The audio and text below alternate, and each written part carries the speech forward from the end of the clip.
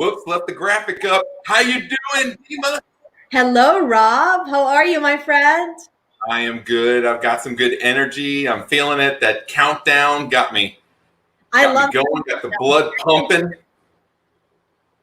How about you? I love the background. I love the new view right now. It looks amazing. Thank you. I'm working on lighting is on point. Working on different corners. You look great. I'm over here in a t-shirt. You look fabulous. Well, you look great in the green. That looks really good on you. It's good color. Yeah. It's good color. Just in general.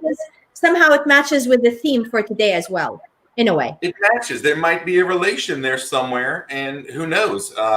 We might get a chance to talk to that with our amazing guest.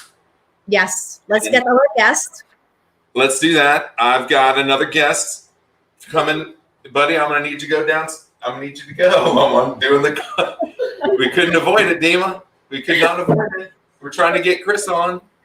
What, buddy? What's wrong? Wait, what? Wait, what? My laptop is going in there for buddy, real. Don't worry about your laptop. Can you go downstairs and watch your show, buddy? Why don't you bring your laptop to me? I'll provide on-demand technical support during the show, and we'll just go ahead and do that. What's gonna die? Bring your laptop to me and just be quiet. We're about to bring on an amazing guest, and I want to ask him awesome questions. Daddy, it's gonna be really hard to read up here. It's going to be really hard. I am so sorry. It might have to wait 60 whole minutes or less. I love you, and I need you to go downstairs. Look, Chris, I'm sorry you had to watch this from backstage. If you have any, parenting advice, you could obviously just go ahead and let that in. Let's go ahead and bring you on to the show. What do I need to do about this situation? There's a laptop involved. I don't know what to call it. This is bribery. Whatever it takes at this point. Oh, bribery. The show must go on, y'all. The show's got to go on. It's life, man. It's good. It's life. I'm loving it. I'm just so glad we can have this and still move on. Oh, the door shut. Yes. He is so cute. Nailed it. So cute. Nailed it. We did it. Chris, so good to have you on the show, man. Can you tell us a little bit about yourself? I'm sorry that we're starting in such a weird dynamic tonight. Yeah, no, it's all good. I'm a father of two boys myself. They actually go to the same school as your kiddos. So, and we're gonna pray that my bribery with them and the dog has worked. So, who knows? We may have other guests on this end. Same tactics, maybe a different treat or so involved, but same thing. How did you bribe the dog? He's got a bone, like a marrow-filled bone. So I had him in the crate. That wasn't working. So I had to, $3 marrow-filled bone. There you go. Good. The kids might have one too. You never know. So I'm excited to be with you guys, though. I'm the CEO of New Schools for Baton Rouge, and just excited to talk about educational opportunities in our community. Love that. New Schools for Baton Rouge. Why that name? Yeah, well, two reasons. I mean, the name really symbolizes how we started and what we've been focused on since 2012. I mean, the reality in Baton Rouge is that there's only so many good schools available to kids and families. If you can't get into a magnet school, you've often had to seek a private school. And for most kids in this community, that attend a public school, they actually don't have really good school options. Most kids in this parish attend a school that's rated C, D, or F. And when we started, we felt like, we needed to offer new opportunities to those kids. And so what we do is we help start and grow really excellent schools and try to make sure that every kid in the city knows about those opportunities. And if they choose to enroll in them, we think that's a great thing. So, Chris, I remember we met when I first came to Baton Rouge, and it's amazing to see how much your work has grown and your team, they're doing more and more. So I just have to compliment you for that. It's very impressive, all the work you're doing. My question is, how do you choose the location of these schools? Because as you know, or at least in my situation, when I first moved to Louisiana, I was warned about Florida Street. I was told, don't go north of Florida Street, stay south. And of course, I went north of Florida Street. But then you see the infrastructure is different, the school system is different. So what are you doing to go north of Florida Street? Yeah, no, great question. And that really was the genesis of the organization. There were about 24 community leaders who in 2011, 2012 realized that if you were a kid in North Baton Rouge, you had a 90% chance of going to a D or F rated school. So quite literally, there were no great options. In fact, one of the only magnet schools in North Baton Rouge was barely rated a C at the time. That was Scotlandville Magnet. So that's really where we put our focus and our heart to start schools. Picking out specific locations really was driven by community leaders. So we would, go out and sort of talk to people in the community, pastors, other community leaders, and kind of figure out where's the best spot. Ideally, we would partner with, the school system in selecting some of those sites, but a lot of times we had to go where we could, frankly, find available land and build new schools. Which in a lot of cases we have helped develop, not only to date about 24 new schools in our city over the last 8 years, serving today close to 10,000 kids. But we've also built, about half a dozen brand new schools and more to come. So reinvesting in the community as well. Yeah, I think we should have him ask a question, Rob. Not right now. He handed me the laptop, but what you didn't hear was that I strategically muted. I see it, buddy.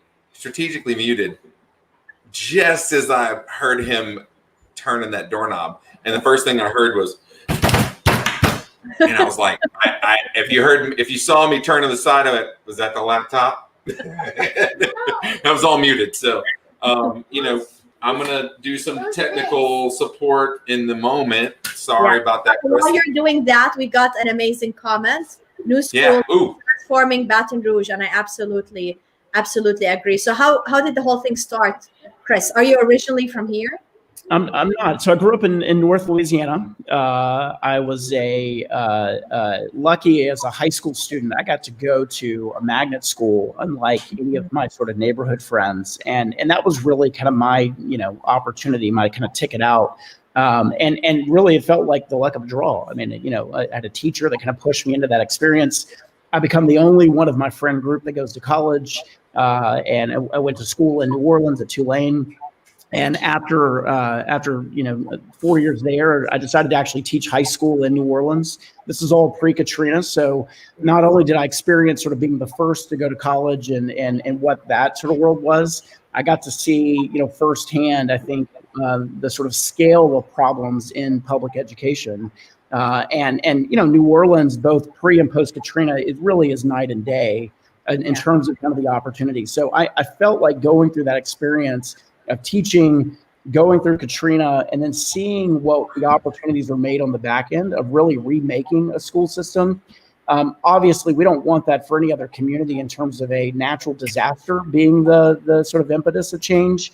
But they took advantage of that opportunity. And so Baton Rouge, I was really called here because of the community leaders who said, we want to do something different in education. We've tried sort of, after school programs. We've tried more money. What's fundamentally different? And I think it comes down to schools, the leadership in those schools, the teachers in those schools knowing their individual students. I think they're best positioned to create change. And what our organization does is we not only think about one individual school, like a basis or an idea, but we think about them, multiplied. And that's what we're creating. And I think you'll see over the next decade, we'll have opened about 36 schools in total before we're said and done. Wow. And that's all about giving people options, right? I mean, it's about having also an influx of that talent. If you're imagining 36 schools, you've got to have new administrations, new teacher, new leadership. And with that kind of expansion, that takes a lot of vision. Now, to pull that off, something like that here, where we've had a checkered past, in terms of public schools. I got to say, not only thank you, but that's quite visionary. How do you get the drive to keep doing that, Chris? That seems like a struggle if you're talking about all the challenges we have with our, maybe Metro Council approving stuff, or our superintendents, our school board, the challenges there locally and on the state side. How do you keep mustering up the strength to keep going? Because it seems like you're hit with a lot of challenges over and over again. Our team is pretty persistent. We're pretty tenacious. Got a great team. Yeah, well, and if you look at our team, I mean, most of us have a very similar background. I mean, for us, it's very personal. Education was really the thing that allowed us to kind of transform our families and our kind of lives, and we believe deeply in giving back. And frankly, every time we hit one of those obstacles, it really fires us up even more. And so, we did a lot of our work really quietly in the early years, working kind of school by school, getting schools approved by the local school board, to their credit, and also getting schools approved by the state. But now you're seeing the accumulation of the schools we've helped develop. And look, the schools we start, these are, mainly public charter schools. That means they are publicly funded, but independently run. They're open enrollment, so there's no test to get in. There's lotteries, as you know, Rob, to sort of apply, and it unfortunately is sort of the luck of the draw. And I wish it wasn't like that. And I think that's really what our mission is we don't want it to have to end up being the luck of the draw for a kid. We really want every family in the city to feel like they have an option that they don't have to pay for, and they don't have to sacrifice quality if they want to be down the street from their school, or if they feel like they want to choose something across town. We believe we need to create more options. Well, and kind of to touch on what Dima had asked, and then playing off that too, Dima had asked, like, what are we doing for Florida Boulevard or north of Florida, and we touched on that too. But there's a good thing happening where you're expanding schools, which means more choices, more opportunities for students to fill those desks. If you're hitting 10,000 now, what are you going to reach potentially with 36 schools open? And then shout out to the Basis Baton Rouge Mid-City campus. Yeah. That's going to be plopped right there, a waypoint right there on Florida Boulevard. I didn't know that one. I know they're at Women's Hospital. Wow. Yep. So over here and over there, bam. Right. So eight years ago, there was only one high school that was producing what we think were great options for kids. It only one school on Florida Boulevard, and that was Mentorship downtown, which has gotten better and better over time. Mentorship Academy, yeah. Today, we have 5 other schools that are basically located within a few blocks of Florida Boulevard that are doing amazing things for kids. The number 1 rated high school in the city that's open enrollment, Collegiate Academies, is there. Basis, one of the best schools in the world, is locating a second campus there. Geo Mid-City, which took over a school that was deeply F-rated, and they turned that school around into now a B-rated school within 3 years. I mean, these are really, really positive things happening. Ultimately, we think we'll have somewhere in the neighborhood of 25,000 kids. About half the kids who go to public schools in the city will go to a school we helped start. And we would pull back from that number if we felt like the quality was rising or if demand was shrinking, but we don't see that. In fact, what we're seeing in the city right now is families are leaving DNF rated schools and enrolling in the new charter schools at a pretty rapid clip. And we're seeing in other schools like Basis, not only is it a school that really reflects the city in terms of its demographics, we're now seeing families move back into the parish, leave private schools, and join the public schools. So public school enrollment's actually going up, but the transfer of kids is going from out of bad rated schools into now good rated schools. And that's a celebration for the future of our community. Wow. One thing, hey buddy, I'm so sorry, y'all. It's okay. As you take this downstairs. As you're doing that, question to you, Chris, Downstairs is your team. with the school? So you're building them, you're giving them. Are you part of the management of what's going on with the schools? Yeah, so I mean, it's an interesting relationship because we really are much more like a foundation. We don't run the schools, but we're very integrally involved in helping them solve challenges. One of the things that's really exciting that I think is a benefit for all schools, not just ones we recruit and help support. We're going to be doing our second virtual teacher fair on December the 10th. And this is kind of amazing. We did one during the middle of the pandemic because we realized how would educators sort of navigate potentially new jobs? How would recent graduates find a school? And we invited every school in the city, private schools, the district schools, charter schools, and we had almost universal participation at our first one. We had over 300 participants in this virtual sort of fair. So one thing I definitely want to promote tonight is if you're an interested educator and you want to learn more about any option in our city, private schools, charter schools, EBR schools, we think that's great. We think this is a fantastic landscape to teach in. What's amazing about the city is, in the old days, if you were a teacher, like when I taught in New Orleans, I didn't get to pick where I worked. I was assigned to a school, and literally my principal the first day said, I didn't pick you, I can't fire you, just stay out of my way. And that was my motivational speech from my school leader on day one. Now, we ended up with 3 different school leaders during that year, as you can imagine. Wow. But today, I mean, if you're a teacher in this city, you have dozens of options of where you work.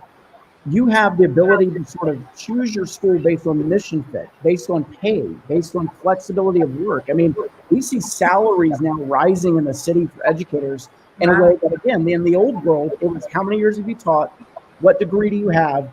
Follow the line, that's your salary. No longer. I mean, if you're an awesome math teacher or a special educator, I mean, there are schools that are willing to compete and pay, you more. And so what's awesome is there's this other dynamic happening in the labor market where educators can find their way. But if you want to learn more about this teacher fair, go to our website, New Schools for Baton Rouge, newschoolsbr.org, and you can find information there. December the 10th, a free job fair. You can go into these private booths and have conversations with any school in the city. Wow. So Rob, I have to mention, when you put us on mute and put us back off mute, the audio changed. So I'm going to ask you to mute and unmute and have Chris say all of that again. Oh, we lost. I heard it. You didn't get a chance to hear it? There was a lot of static in the background. All right. Let's see. Dang. Well, hope I didn't screw that up. Okay. Well, Okay. so all right, you were talking about. Tell us about the teacher fair again. Yeah. So December 10th, you can learn more from our website, newschoolsbr.org. We're having the second sort of virtual teacher fair. We're expecting at this one close to 400 participants. And again, we're going to have just about every school in the city represented at this fair. We encourage anyone who's potentially looking or interested in another opportunity, check out these schools. Incredible. Okay. And okay. What was the date again? I'm going to put a reminder up here so we can have it on the show. What was it? The date again, Chris? It's December 10th from 4 to 7 p.m. Got it. Perfect. Okay. Thank you for that. Thank you. And look, sorry about the audio issues, but also thanks for the heads up there, Dima. I really appreciate that. Let's see. It was interesting because now it's great. And I see one comment that says they're not hearing any issues. So it's cool. So Chris, with the pandemic, are you seeing a change in the number of teachers? Do you see more teachers wanting to join or less teachers or more teachers are resigning? Do you see any difference? We saw fewer teachers leaving. I think maybe that had more to do with the recession than anything. There certainly were a lot of teachers concerned about, safety. We've seen schools that have gotten it really right, have figured out how to be flexible with their teachers. Yes. I think some of the best schools in the city, if you go back to especially to the end of last year, we had some schools in the city that stopped teaching for 7 weeks. Most of the district schools. Yeah. We saw other schools like private schools and charter schools be a little more nimble and sort of figure it out. And, I think the best schools figured out, if we've got a teacher that has an underlying health concern or issue, how can we set that teacher up for success, maybe in a virtual environment? And then how can we, assure our other teachers that they can teach safely? I'm really excited that we've seen this sort of push to get back in school. It is hard, it is there. Any educator or any school is just going through Herculean tasks to sort of assure the safety. But we got to keep pressing forward because, I really fear the sort of loss of learning that occurred at the end of last year. And certainly now it's still different.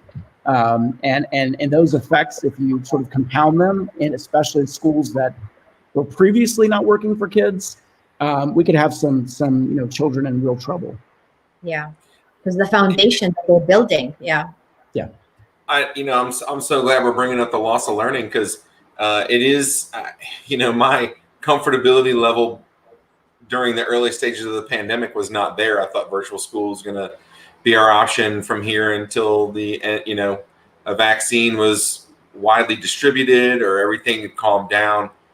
And so it took a lot to convince me to put the kids back in school. And I was very, very, very thankful and grateful that we had the option to choose. That was something that not everyone had. And you're right, because it seemed like if you're watching the news, my wife's also a teacher, but, not knocking on any one parish or any one school system. It just seemed like everyone did it different. The timelines were completely just disparate. I mean, they were all over the place. Yeah. The way it was executed, whether or not you had virtual options, and the accessibility, all that was so widespread, and the ability to choose whether or not I could remain at home teaching my kid in the comfortability of my own surroundings gave me the comfort to know that, well, at least we can move on, we can move forward. Now, having sent my kids back to school, what got me over that hump was wearing masks. What was the procedure, the transparency with how it was going to be done, and also seeing it get done and then seeing it improved over time gave me the confidence to send them back. And I'm so thankful to be at Basis Baton Rouge Matera campus, and they did an amazing job. But it's interesting, the loss of learning there with however many weeks you and yours were separated from your teachers, or if you didn't get a chance to finish out the year, that affected so much, not just test scores. It affected so much at home, at work. And I'm just glad that we are seeing that one sense of normalcy come back with schools open. And shout out to all the parents who went through the virtual schooling, who tried, who struggled. All the parents get a hats off, but those teachers, wow, those teachers who stepped up and went above and beyond on those late nights, that's where I just want to send my love out to tonight. And all those administrators and leaders that did it right, that gave parents an option, that were transparent and honest. That is, you don't get that very often. I was very lucky and blessed to have that with a New Schools Baton Rouge school with Basis. Yeah, well, it's interesting. It's why I ultimately believe schools are really the important unit we got to focus on. I mean, and again, I understand why a large school system really struggles during a pandemic, because they're making decisions at the top because everything has to be uniform. It's got to be one size fits all. They can't sort of empower one school to do something different than another because they're thinking about buses and food distribution and device distribution. And what I love really about sort of independent autonomous charter schools is that school, that individual school, can make decisions with its teachers and with its parents and do what's best for that community. And I think that's really the power and the types of schools that we're trying to create. is that the leaders of those schools can make decisions instead of a sort of large bureaucracy. And again, it's not to blame anyone. It's just it's kind of how you've set the system up. And I think we're finding that the schools that have a lot more kind of autonomy how they operate, but are still held accountable for results.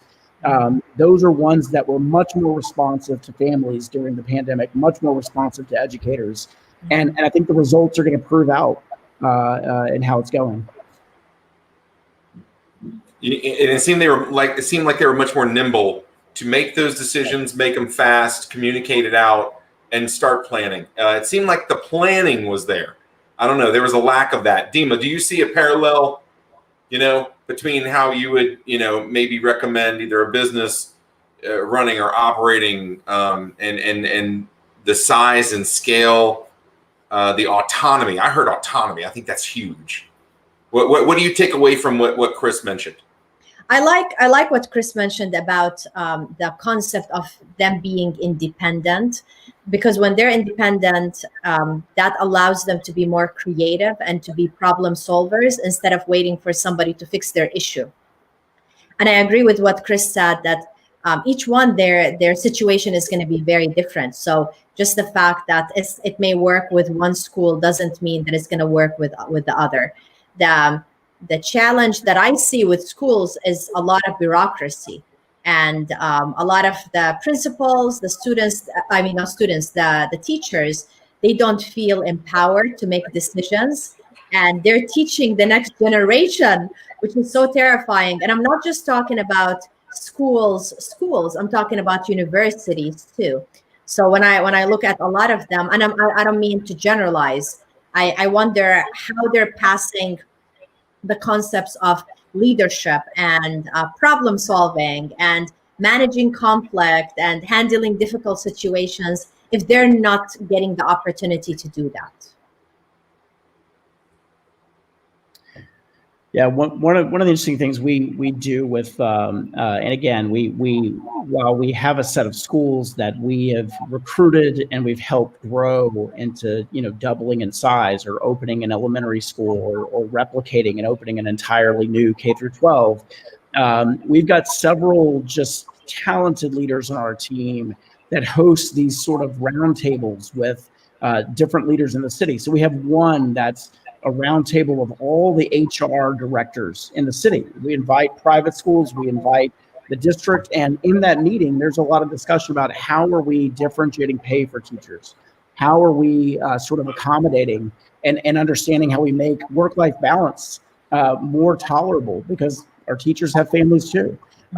We have another one that's for the chief academic officers in schools, or the CEOs in schools. And I think these dialogues kind of a round table to share kind of both, learnings and differences. I think that sort of work is needed much more in this community. I've seen that work exceptionally well and with business roundtables and things like that. But during the pandemic, we leaned heavily on putting thought leaders, school leaders together to problem solve, to share ideas.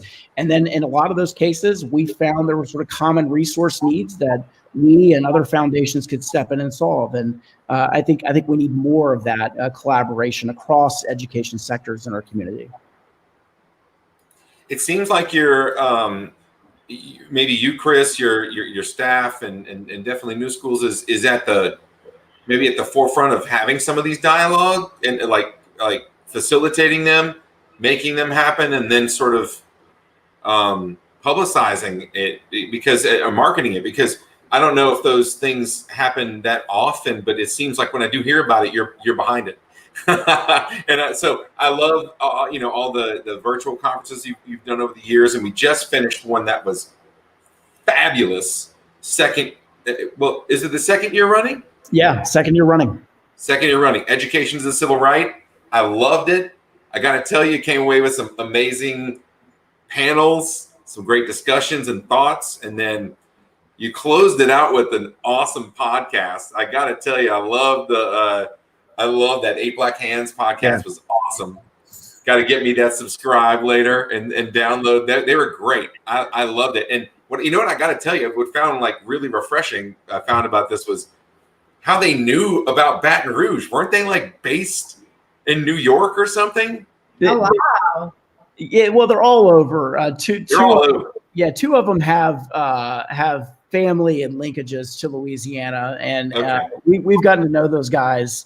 It's a group of educators and activists who, I think really challenge the status quo. I mean, I think it's so education is civil rights. It's our second year doing it.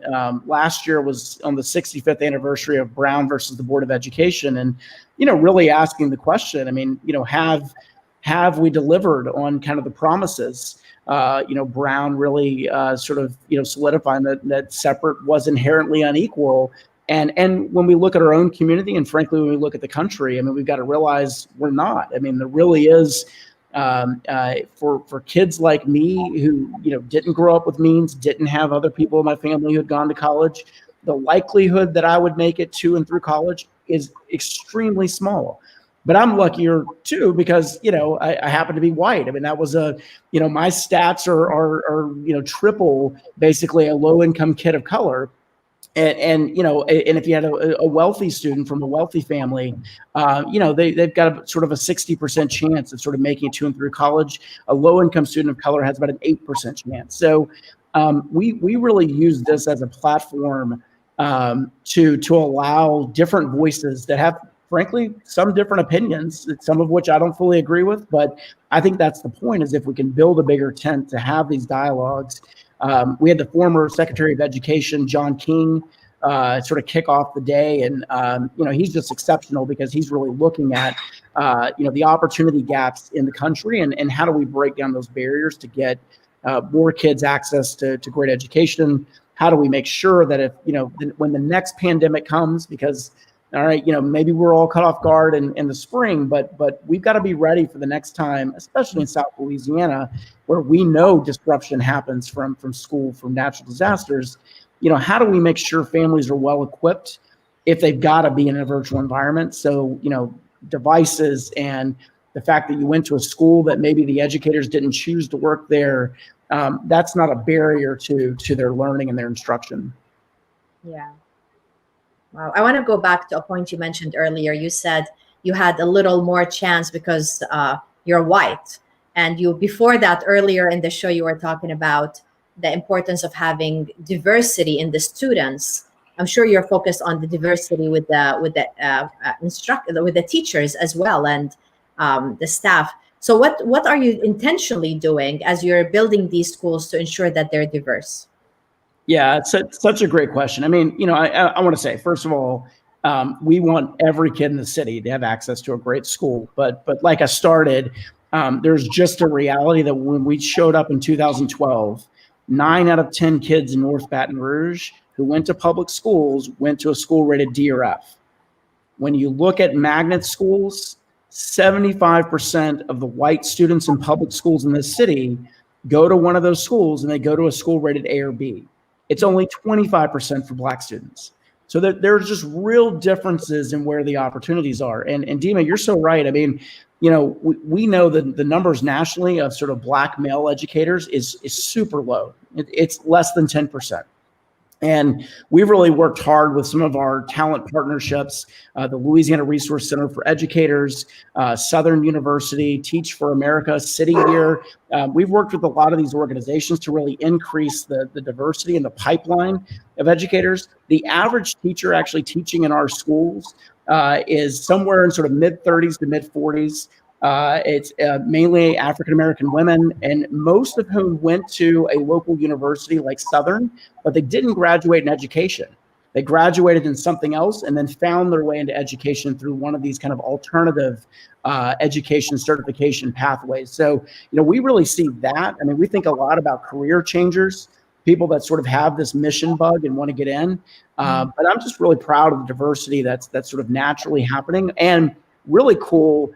It's too early to sort of announce any results of this, but like we've got some really cool ideas we're beginning to invest in, where high school students in our schools are getting sort of early accreditation and training to put them on a pathway to not only go to college, but when they finish, come back and teach in those schools to which they want. Ooh, nice. So there's some really, really cool opportunities for that. Wow. Well, Kind of homegrown there. I like that. Exactly. wow. Virtuous cycle. Wow. Such a great idea. Wow. We need more stuff like that. That's great. Well, that's so in a way sounds similar to your path, right? Like you were an educator and you went and then became more. Yeah. So you're taking them on a similar path.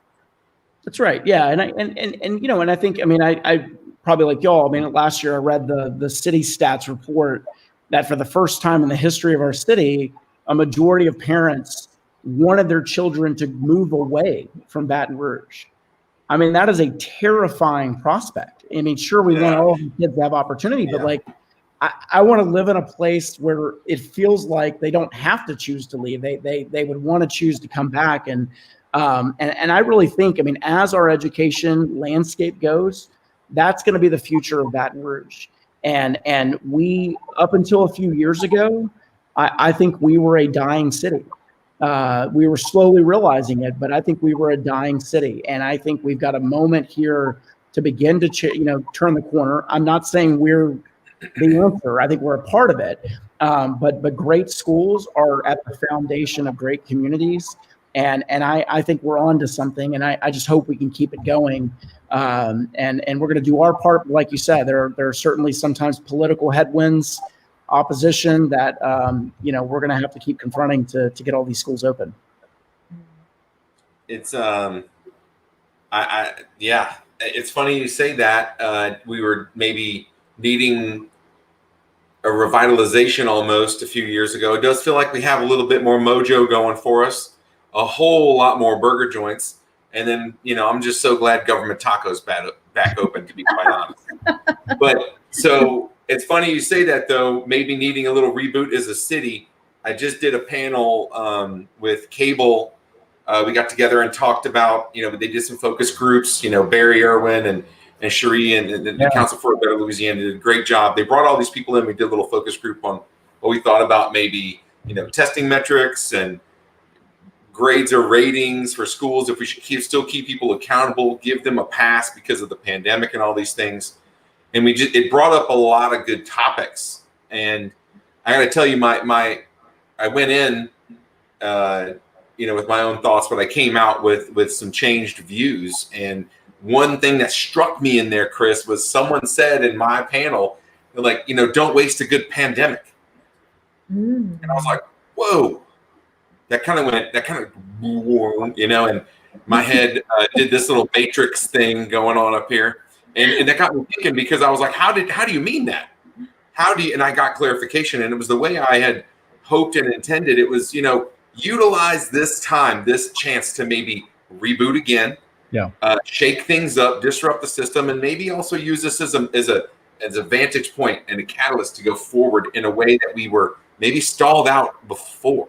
So you're bringing up something that I feel like we've all been feeling too. And especially for education, we need some fresh ideas. We've got to have some new eyes looking at this. People, so we need to stand up and get engaged in what's really going on, because we can see improvement. Tired of being 49th and 50th, and even East Baton Rouge. I remember so I bounced out, just really quick, I bounced around all over. I started out in Las Vegas, went through that public school system, and then, bounced around a little bit in Fort Lauderdale and New Orleans and Metairie, and then to come here in college, hearing about how the public school system here was so bad. I was like, could it really be worse than New Orleans and Jefferson Parish public schools? Are you serious? But what I found was that it was way more complicated than that. It wasn't that it was any worse or any better. Whole lot more complicated, with some undertones that maybe they're there in New Orleans and Jefferson and those surrounding areas, but not like this. And so it's weird, having kind of had my little douses with education in the areas. It seems like we needed this reboot. Thank goodness we have it. And there's almost a revitalization of choice and the opportunity that I think was missing before. Not to mention better performance. So that's there. We talked about this in a program. Another program really quick that we talked about was change makers. Yeah. And we need to talk about this because I'm in this year's cohort. I'm loving it. It's amazing. Can you tell us a little bit more about change makers so people watching can maybe, sign up for next year's class or get to know what this program is all about? That's right. Now it's highly selective, only the best, Rob, only the best. Honored. Thank you. No, it's been amazing. Yeah, so this is and different this year. I mean, the pandemic has kind of pushed the envelope. But we're going to have virtual school tours next week. But this is like a leadership Baton Rouge class. I mean, the idea was, and this is our third class, and we've had a ton of interest in it, which is really humbling and exciting. How do we take leaders in our community that understand a little about what's going on in education, but really want to unearth you just described of the complexities and all the dynamics. I mean, we are a city that is top 5 in the country with the percentage of kids going to private schools. We once, a decade ago, were the largest city in terms of school-age children in the entire state. There's 90,000 kids that live in this parish. The school system we talk about the most enrolls 40,000. I mean, and we might have just created the 5th school district in our city. There's only 3 other places in the state that have 2 school districts. So, there's a dynamic here where, again, families, and you can't blame any family for trying to navigate and figure out what's best for their kid. But when there's no leadership at the top and there's no systemic solutions, you end up with a world that, those who can navigate do, and those who can't get stuck in a failing system.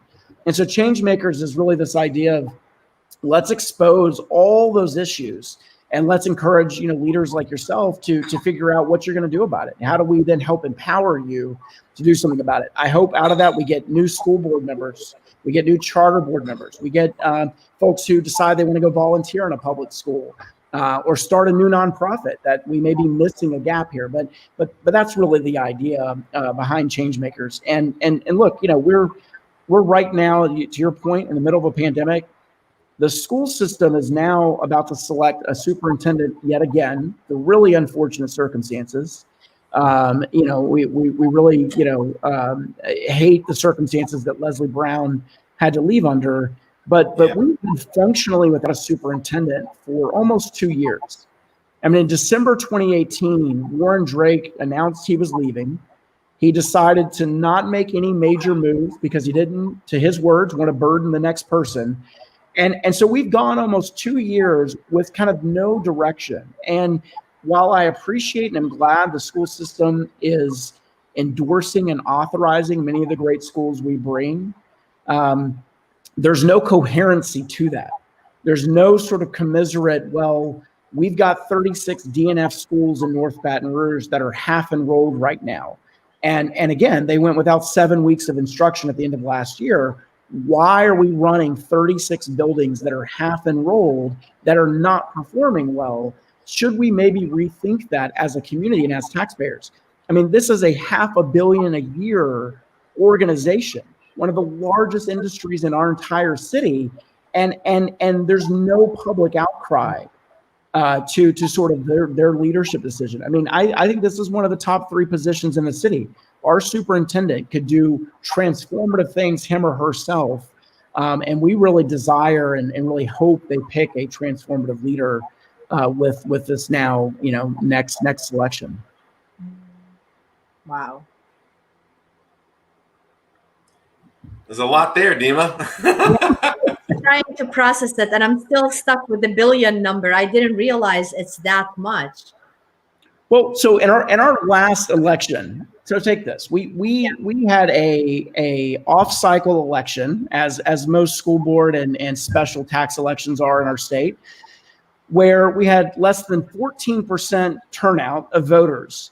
We approved a 10-year billion-dollar tax on the citizens of East Baton Rouge Parish to support the school system that, if you separate out the magnet schools, would be rated a low D.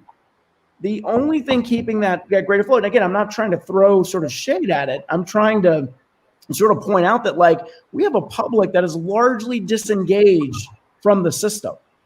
I mean, the turnout basically mirrored the employees of the public school system in terms of total number. So we invested $1 billion extra in a school system for facilities and other supports. We annually spend about $11,000 a kid to educate in East Baton Rouge Parish. We have dropped our graduation rate 3 years in a row. Our ACT scores 3 years in a row. Black males in this city graduate at less than 50%. I mean, these are things that like we are investing billions and we're getting not great outcomes. And our sort of outcry for this is pretty minimal. So change makers and other things is really, again, I'm not telling you how to vote or who to select, but there is a difference. Something's got to change quickly, or else we're going to lose another generation of kids, and we're certainly not going to have an economic base that parents. I mean, if it was 51% last year that didn't want their kids to stay here, imagine what it's going to be in 10 years if we keep losing half of our black males in school. I mean, that's what keeps us up at night, and why we desperately want to fit these new school options into some kind of coherent strategy with the school district that also maybe helps the taxpayers not waste money on empty buildings that are failing. Wow. But I digress. But that's one of the reasons I love our Chit Chat show, because I get to learn so much about things that I really had no clue about. As a regular citizen, my impression of the school system, that they're not getting enough funding, the whole, so it's very different than what you're saying right now. And that's why I was surprised with the number of the billion. I can't remember even what it was. All I got is the billion. So it's very opposite, and it's obviously there's inefficiency in the whole process. Yeah, and I think it boils down to we need a plan that really liberates and frees up educators to do what they do best. I mean, I really believe in a model like you mentioned, Dima, in business. We need to empower our school leaders to hire their own staffs. We need to empower them to, use their resources however they see fit for their particular kids. And then we need to hold them accountable for outcomes. And if you can't get the job done, we'll find another team who can. And then we need to give families choice. I mean, when families feel like they're empowered with an option, they know and understand their options, and then they buy into that program instead of being forced or bused to another part of town they don't want to be in. I mean, that's kind of what we believe in, and I think the school system is really struggling. Its hands gonna be forced. I mean, what's happening is there are enough kids and families choosing new options, and that 50% utilization number is going to drop to about 30% soon. And so at some point they're going to be forced to make a change, and that's ultimately why we're here. Is we want to see a vibrant, thriving school system for all kids and families. The majority of families in the city have opted out of the school system. I mean, think about that again. There's 90,000 kids that live in this parish. There's only 40,000 enrolled in the parish school system directly. So they've either broken away into other school districts, they've gone to private schools, now they're going to charter schools. So the customer is speaking. We need to now revive that, because this institution is critical to our future. Well, also the ripple effect too. So of course, it's not just the education. When you're thinking about the crime rate, when you're thinking about, even like in my situation, when I first moved to Louisiana, I was taught about the school system, and I was told, oh, good thing you don't have children, because a lot of people don't move to Louisiana because of our school system and the crime rate and a lot of things. It's just the ripple effect is significant. Yeah, just don't have any liabilities. And when you come here, it's like, it's free living. It's like you're on Bourbon Street all the time. And it's laissez-faire attitude. Yeah, all year long. Yeah, have some loved ones, care about your community, don't like litter. Ooh, guys, we might need to have a little chat here. No, I mean, but where we shine, like always, is in our people and our perseverance. So it's not that, we're not there now, but for organizations and for leaders like you at New Schools, Baton Rouge, Chris, with pushing this forward, and creating and sparking some dialogue for us to talk about this, for Dima to be, to get some information, for you to have a program where I can sign up and learn more and interact with other community leaders. That's going to move the needle, in my opinion, and you're doing that. So I just have to say thank you for giving us those options. And I really got to say a thumbs up to New Schools Baton Rouge, everyone there. I've got a lot of friends that work there. Y'all are amazing. And just, I'm glad you're starting the dialogue. I'm glad we're pushing things forward, or at least trying in a very unique way. I mean, do other communities have the same problem, Chris? Like, are we just special? Unfortunately, we're not special in this regard. I mean, there are too many, especially sort of city-based school systems in the country that struggle like this. The good news is that there are others that are trying this. I mean, it's both, like you said, a lot of dialogue and a lot of talk, but it's also a lot of action. And I think what I'm so proud of being now, a Baton Rougean and being part of this community and plan to be part of this community the rest of my life is we're going to keep creating new schools that work for kids until there are no more failing schools, until no more families are seeking a new option. We're going to keep creating these schools, and I've seen other bright spots, other cities like Indianapolis, even Washington D.C., Newark, Camden. You're seeing cities across the country where parents and other nonprofit leaders are rising up and demanding change, and then actually doing something about it and creating new schools or new options. So we're not even unique in the solution set per se, but I do think we have one of the finest crops of diverse schools, and that includes our private schools too, and includes some of our magnet schools. I mean, we've got just some amazing options. We just need more of them faster. Amen. Dima, what's your takeaway from this? We talked about a lot. I mean, well, do you see any parallels with business? Do you see any room for improvement? Yeah, of course. So when we were talking earlier about empowering the schools, the image that came to my mind is each one of them as if their own company, right? They have their own CEO, they have their own budget, they have their own everything. And as Chris mentioned, is to hold them accountable for the results. So it's not to like chain them and say you have to follow a certain process. There's the bureaucracy, and then wonder why they're not performing. How can you bring creativity, and how can you retain good teachers and good administrators? If you're doing that, you're gonna lose the good ones. You're not gonna, and you're gonna keep ones that are okay with the process. So yeah, absolutely. But to me, the thing that I'm so happy about is the energy. Like Chris, your energy is absolutely contagious. I was listening to you, and I just cannot help myself to admire all of this energy and how much you're passionate about this. You and I, we saw each other a few times, and I've done work for your team, but we never got a chance to sit and chit chat like this. So your energy gives me a sense of hope. And because I know you're not going to let go, especially when you said you're not planning to leave. So that gives me a sense. That's important, that retention, right? You were just talking about that, Dima. Yeah. So that's my takeaway, Rob. What's your takeaway? I like it. I really, I like the choice. I like the freedom to kind of pay. Oh, hello. Oh, I got a dancer. Might as well have a show tonight. Hello, gorgeous. Directly from dance. All right. That was a good kick. And okay, kickball change. And so I really got to say that I think I like the idea of retaining really good talent. That's always a big one. And I think that the program where we can sort of home grow our teachers and have them come back and have that cycle that fluid cycle reinventing itself and then sustaining itself over time. I love that.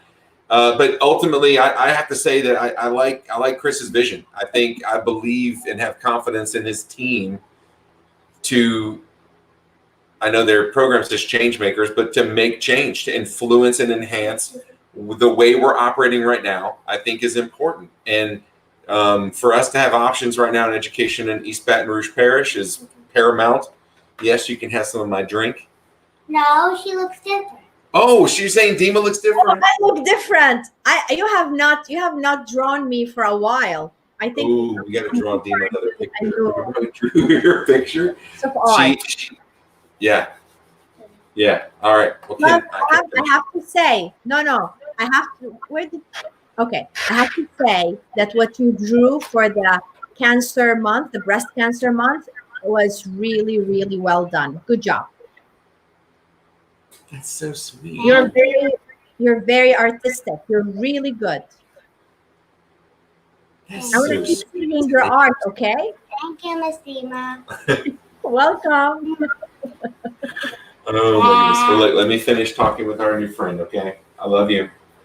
Yeah, that's my takeaway. I mean, Chris, I know we asked you a lot of questions. Is there any, I guess closing thoughts? Do you have anything you'd like to leave our viewers with? I mean, we talked about a lot. Well, I just really appreciate, the opportunity to meet your kids, Rob, and hang out with you guys.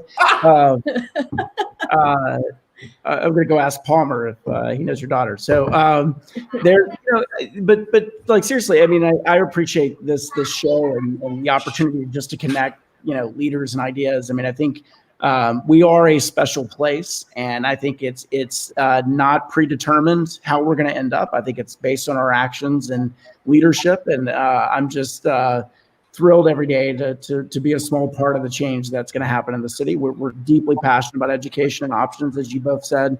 We're going to do our part, but we need other leaders in other sectors. There's a lot of other challenges, but I do believe with this group of people, we're going to make Baton Rouge not only the most successful city in Louisiana, but I think we're going to be a proof point for the country. So again, just really grateful to the two of you and sparking this wide dialogue in our community. And the follow through behind it too. Loving that. I mean, just to keep that momentum going forward too, Chris. This is great. I know, and I've never really had the chance to have one-on-one with you. This is awesome. I'm extremely, honored to have this time tonight. And then Dima, you look great. I'm gonna have to get Myra to draw you another picture because apparently you look different now. I think it's the couch. It's the couch. I look different because of the couch. That's so funny. So, Chris, as we are finishing the show, I want to remind everybody of the Teachers Fair and remind us of the date again. December 10th. Yeah, and one of the things we mentioned earlier is they can have different backgrounds, right? And they can still apply. So that is very important because some people may think they don't have the experience, or they may have education in chemistry or English, which is very much needed. That's right. And the last closing thing too, on our website, if you're a parent and you're looking for a new school, we also have a new platform called enrollbr.org. Enrollbr.org. You can get it at our website there. You can search all options in the city, and we've tried to simplify applying to open enrollment schools of choice as well. So a lot more to do. Again, we want to make we want teachers and we want parents to know you all have choices, and we think when you act on those choices, when you learn about what's best for you, you'll be a part of a great school environment. You'll hold it accountable, and that's going to help lift up our entire community. That was it. I love that. Thank you so much. And that was enrollbr.org. Okay. Everyone's going to check that out. Awesome. Dima, this is a good show. We had good energy the whole way through. We talked about some pretty, it's not all sunshine and daisies kind of topics here, but we had, I guess, a bright spot in their day having Chris on the show. So this was awesome. Thank you so much for joining us, Chris. And just a reminder to everybody, we're on the show, every Wednesday, right, Dima? Yes, Rob, every Wednesday at 7 p.m. And we have every Wednesday, 7 p.m. amazing guest speakers coming up. Every show has different topic, but we are constantly featuring people that we look up to in our community and beyond. So join us, and it is, of course, it's recorded. If you cannot be live, join us afterwards. Comment, like our show, and if you're interested in being on the show, or you know someone who would bring a lot of great knowledge to our viewers, we would love to have them as well. That's it. There you have it. And what Dima's talking about here is to go ahead and suggest a guest that we can chit chat with. It's been an honor, Chris. Thanks for being on the show. It's been amazing. And look, we're always looking for someone that is a great speaker, community leader, has a story to tell. That's what we want to find out more. And look, we appreciate it. Thanks for watching, everybody. Catch us again next Wednesday at 7.